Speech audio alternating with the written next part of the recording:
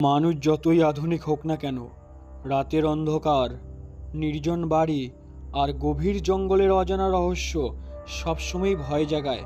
গ্রামীণ বাংলার পুরনো বাড়িগুলোয় ছড়িয়ে আছে কত অদ্ভুত গল্প, কত অজানা আতঙ্ক, যেখানে বাস্তব আর অতি প্রাকৃতের সীমারেখা মিলেমিশে একাকার। অরণ্যের ছায়া ঠিক তেমনই একটি গল্প। এক শহরে যুবক বহুদিন পর গ্রামে এসে খুঁজে পায় তার মৃত পিসির ভয়ঙ্কর গোপন রহস্যময় বাড়ি। নিস্তব্ধ রাত, কুয়াশা ঢাকা জঙ্গল আর মৃত মানুষের ডাক, সব মিলিয়ে গল্পটা টেনে নিয়ে যাবে এক শিহরণ জাগানো অভিজ্ঞতার ভেতরে। সকাল থেকেই আকাশটা ভারী ছিল। মেঘে ঢাকা সূর্যের আলো ঠিকমতো পড়ছিল না গ্রামের ধুলো ভরা রাস্তার ওপর। কলকাতা থেকে গোপালপুর নামের এই ছোট্ট গ্রামে এসেছে অর্ণব 3 বছর পর। গ্রামে ওর পিসির বাড়ি। পিসি মারা গেছেন বছর খানেক আগে। বাড়িটা এখন একেবারেই ফাঁকা। গ্রামের লোকজন বলে বাড়িটা অভিশপ্ত। অর্ণব এসব বিশ্বাস করে না। শহরে বড় হয়েছে, পড়াশোনা শেষ করে এখন চাকরি করছে, ছুটিতে একটু শান্তি খুঁজতে এসেছে গ্রামে। কিন্তু বাস স্ট্যান্ডে নামতেই মনে হলো কিছু যেন অদ্ভুত। চারপাশে অস্বাভাবিক নীরবতা, যেন গ্রামের সবাই ইচ্ছে করে ওকে এড়িয়ে যাচ্ছে। পিসির বাড়িটা রাস্তার শেষ প্রান্তে, বিশাল অশ্বত্থ গাছের পাশে। বাড়ির চারপাশে ঘাসে ঢাকা, দরজায় মরচে পড়া তালা।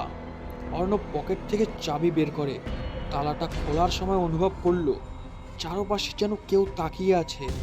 হঠাৎ হাওয়ার ঝাপটায় তাল গাছের পাতা ঝনঝন করে উঠল, কিন্তু অদ্ভুতভাবে কোনো পাখির ডাক শোনা গেল না। বাড়ির ভেতরে পা রাখতেই এক তীব্র স্যাঁতস্যাঁতে গন্ধ। মেঝেতে ধুলো জমে আছে, দেওয়ালে ফাটল, আর ঘরের কোণে মাকড়সার জাল। তবু অর্ণবের মনে হলো কেউ হয়তো এখানে এই বাড়িতে থাকে। চুলোর পাশে হালকা ছাইয়ের গন্ধ, টেবিলে একটা অচেনা পিতলের প্রদীপ। পিসির তো এমন প্রদীপ ছিল না কখনো। সন্ধে নামতেই হাওয়া ঠান্ডা হয়ে এলো। গ্রামে বিদ্যুৎ থাকলেও এই বাড়ির লাইন কেটে গেছে। অর্ণব মোবাইলের টর্চ জ্বালিয়ে ঘরগুলো ঘুরে দেখতে লাগলো। আচমকা মাটিতে পড়ে থাকা পিসির পুরনো ডায়েরি চোখে পড়ল। মলাটে লেখা রয়েছে, অরণ্যের ছায়া থেকে সাবধান। পাতাগুলো উল্টিয়ে পড়তে পড়তে অর্ণবের গায়ে কাঁটা দিল। ডায়েরিতে লেখা, রাত 12টার পর বাড়ির পেছনের জঙ্গলে কেউ যেন হাঁটে। কুকুরগুলো চেঁচিয়ে ওঠে, কিন্তু সকালে তাদের লাশ পাওয়া যায় গাছের নিচে। অর্ণব ভয় পায়, মনে হয় ছায়ার ভিতর দিয়ে কেউ হেঁটে আসছে। অর্ণব হেসে উড়িয়ে দিল, পিসি হয়তো বয়সে ভুলও হয়েছিলেন।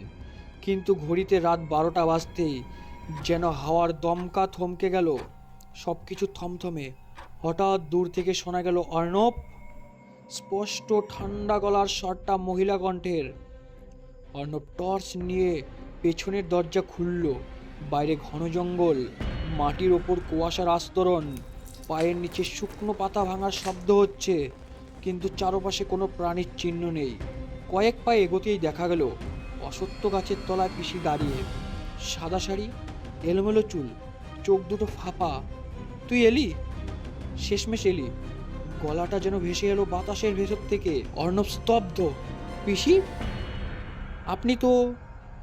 কথা শেষ করার আগেই মাটির নিচ থেকে হঠাৎ একটা কালো ছায়া উঠে এসে ওর পা আঁকড়ে ধরল।